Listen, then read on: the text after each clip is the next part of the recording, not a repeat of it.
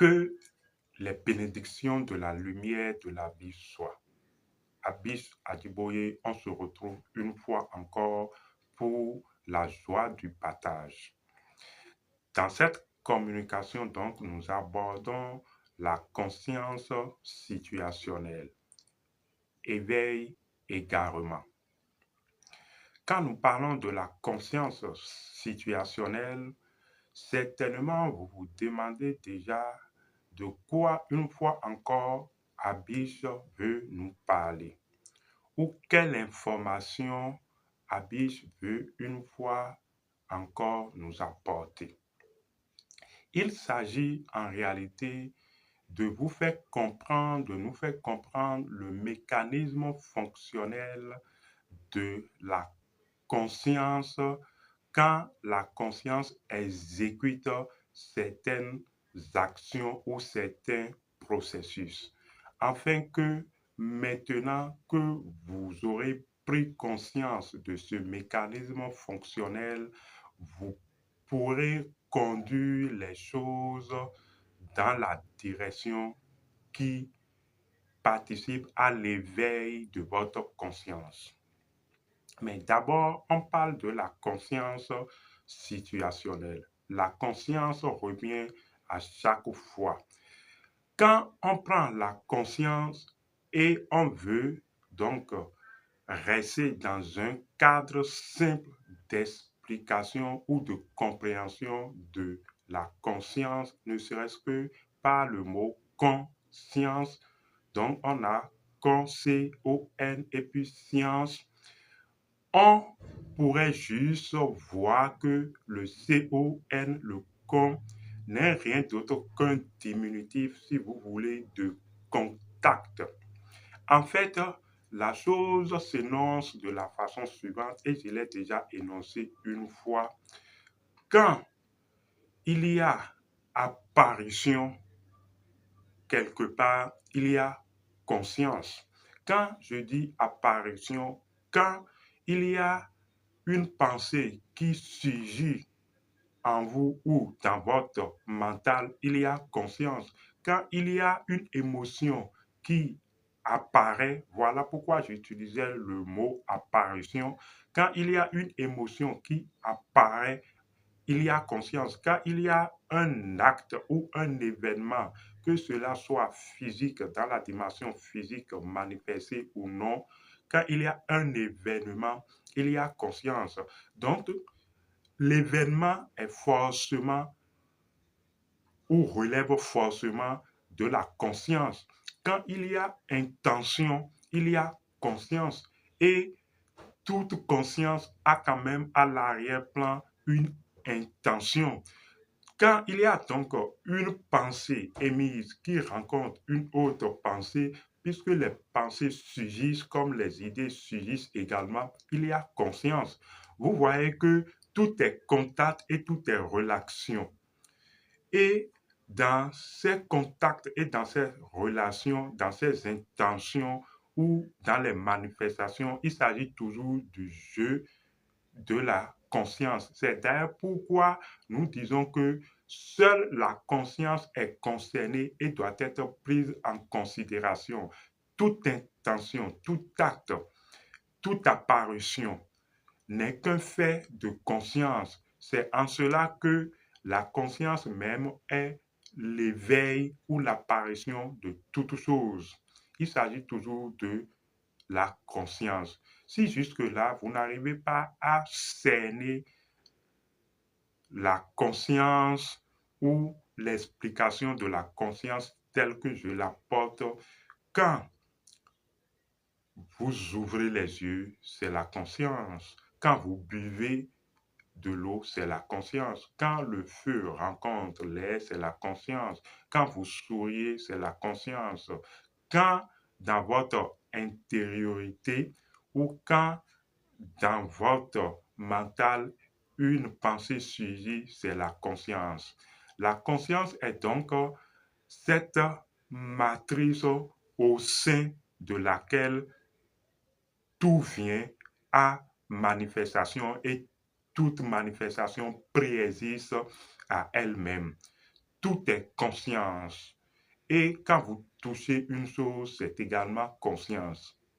Si jusque-là, nous arrivons à un peu cerner le jeu de la conscience, qui n'est rien d'autre que le contact et la relation des principes et des lois jusqu'au fait, vous voyez, tout cela se déroule dans la conscience. Le jeu d'éveil des principes, le jeu de contact, la relation de contact des principes, des lois et jusqu'au fait n'est rien d'autre que de la conscience. C'est en cela que il n'y a aucun acte, il n'y a rien qui soit en dehors de la conscience. La conscience est tout. Et c'est par ce contact, donc ces jeux relationnels, qu'on arrive alors à sentir le vivant et à expérimenter le vivant que nous sommes.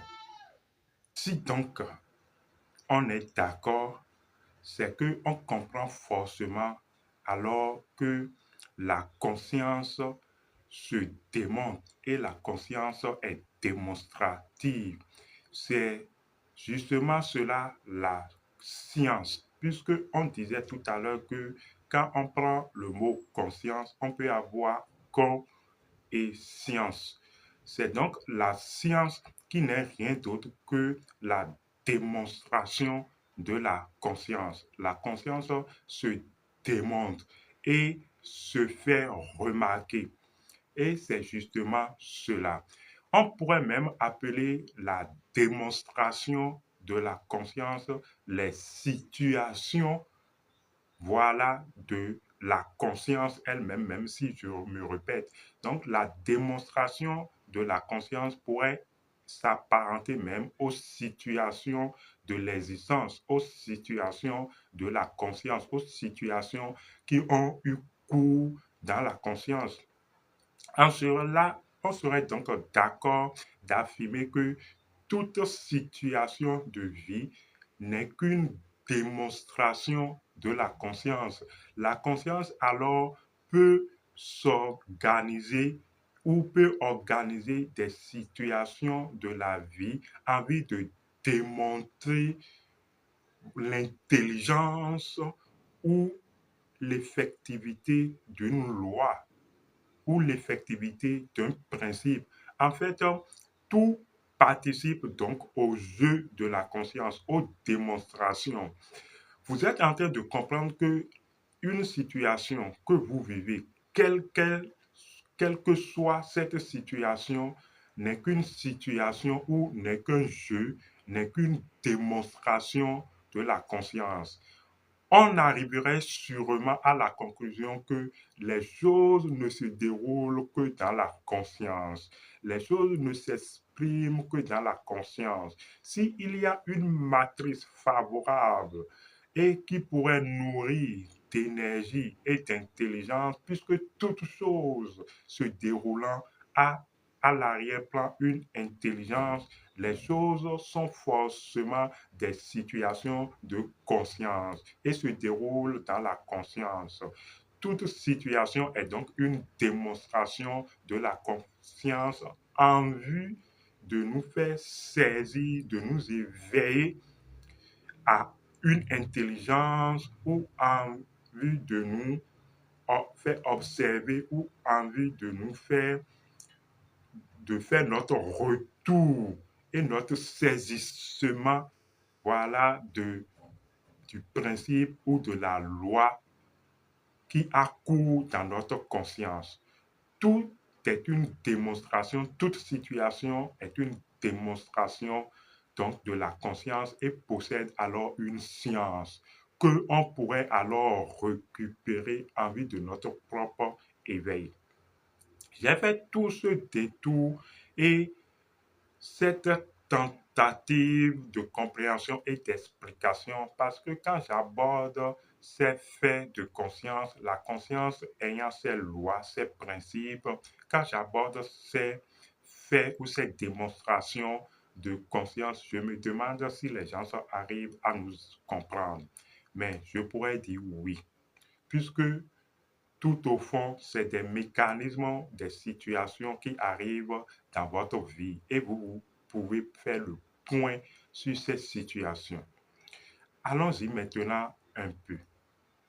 Vous voyez alors que chaque situation est une démonstration de la conscience, est une situation qui démontre une loi, un principe qui n'est rien d'autre que des lois et principes de la conscience. Supposons alors que vous ayez maintenant une situation. Peut-être c'est une situation de perte de boulot. C'est une situation de perte d'enfant. Tout de suite, suivant vos dispositions mentales ou émotionnelles à l'intérieur, vous commencez par alors nourrir mille et une idées. Vos pensées commencent par aller dans tous les sens. Votre émotion s'emballe. Vous commencez par alors entrevoir des situations. Vous voyez, et si ceci arrivait, si ça aboutissait à ceci, je vais perdre ceci, je vais perdre ceci. Vous commencez à l'intérieur par alors instantanément prier les dieux. Vous commencez à l'intérieur par en fait vous sentir incapable, impuissant d'agir sur ce cours ou ce déroulement situationnel. Donc, vous commencez même des fois par vous assombrir, à voir les choses évoluer du mal en pire. Au fait, c'est justement là que se trouve l'erreur.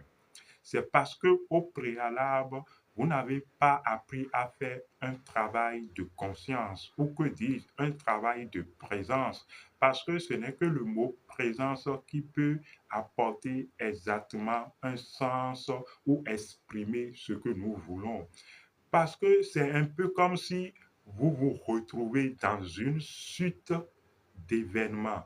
Vous vous retrouvez le long d'une route. Et au fait, il y a des panneaux ou des choses qui déroulent le long de la route. Ces choses qui déroulent le long de cette route ne sont rien d'autre que ces situations que vous êtes en train d'imaginer ou d'entrevoir. Et si on me condamnait? Et si je n'arrive pas à obtenir ce marché, je ne pourrais pas régler telle situation, je ne pourrais pas régler telle promesse où ma femme risque de me quitter, où je risque de rentrer en conflit. Vous voyez? Donc, quand ce dialogue commence par défiler à l'intérieur de vous, ou quand vous commencez par assister à ce jeu de déroulement intérieur, vous vous égarez dans votre propre intérieur déjà. En fait, vous perdez ce que vous devez avoir, c'est-à-dire la présence. Ce qu'il faut faire dans le déroulement d'un tel jeu, c'est de rester présent et d'observer vraiment ce déroulement, non pas être déjà abattu mentalement, émotionnellement, mais c'est de rester présent comme si vous suivez une scène qui se déroule et que vous observez, malgré les impressions que cette scène et que cela vous fait entrevoir de votre existence qui pourrait alors basculer dans un état que vous n'aimerez pas. Vous devez néanmoins rester présent à ce déroulement. Parce que si vous ne restez pas présent à ce déroulement, si vous ne récupérez pas votre observateur dans ce déroulement, vous allez vous perdre. Au fait, votre présence va se dissiper totalement et c'est ce déroulement et ces images ou ce dialogue intérieur qui va prendre le dessus et force et alors va occulter votre présence. Ce que je vous explique, c'est de la subtilité fonctionnelle de la conscience. Quand ces choses commencent par se dérouler en vous, bon, ok, voyons l'image suivante. Un peu que peut-être, excusez l'exemple, une personne proche à vous vient de se désincarner. Vous voyez, vous avez connu un décès d'une personne proche et vous êtes là. Vous êtes peut-être dans la douleur de la perte et des gens sont venus ou une personne vient vous rendre visite pour vous témoigner sa compassion. Cette personne est alors présente pour vous. Vous voyez, si vous avez encore vous-même un peu de la présence, vous allez rester présent dans la présence de cette personne qui vous apporte du réconfort, de la chaleur. Parce que quand la personne vient, entre chez vous et vous témoigne sa compassion, c'est de la chaleur qui n'est rien d'autre que l'intelligence, qui n'est rien d'autre que la présence, donc de la lumière que cette personne vous apporte pour que vous puissiez avoir un soulagement et ne pas vous égarer dans la douleur, donc plus loin dans la souffrance, parce que si vous vous accrochez à la douleur, vous allez souffrir. Donc cette personne vous apporte sa présence. Donc c'est du fait que vous puissiez vous servir de sa présence pour ne pas vous égarer dans les situations les pires imaginables que ce décès est en train de vous imprimer ou est en train de vous susciter. Vous voyez, donc une présence peut récupérer une autre présence. C'est ça. Mais si dans les situations qui commencent par se dérouler et les événements qui commencent par se multiplier, vous perdez la présence, votre propre présence dans ces situations et vous commencez par vous plaindre et vous commencez par voir les choses de mal en pire, comme je le disais tout à l'heure, vous allez vous égarer. Vous allez perdre d'énergie et votre présence va s'occulter. Et quand votre présence va s'occulter, vous serez non plus le conducteur des événements, mais celui qui subit ces événements. Or, chaque situation qui n'est qu'une démonstration de la conscience doit ou a pour objectif de vous conduire à une plus grande présence ou à un éveil. Parce que l'éveil, c'est quand vous arrivez quand même à comprendre et à récupérer le principe à l'arrière-plan de toutes ces situations. Ce que cette démonstration veut vous faire toucher du doigt ou veut vous faire saisir comme intelligence. Quand vous arrivez à cette intelligence, vous allez voir, vous allez comprendre. Vous allez soupirer, vous allez dire, voilà, je vois clair pour la première fois. Vous voyez, c'est en cela que les principes clarifient la vision et permettent de voir clair. Je ne sais pas si vous arrivez à vous retrouver et à comprendre le jeu démonstratif de la vie par la matrice conscientielle. Si vous avez compris et vous n'avez pas compris exactement mes mots, écoutez et réécoutez encore. Abish Adiboui, à la prochaine.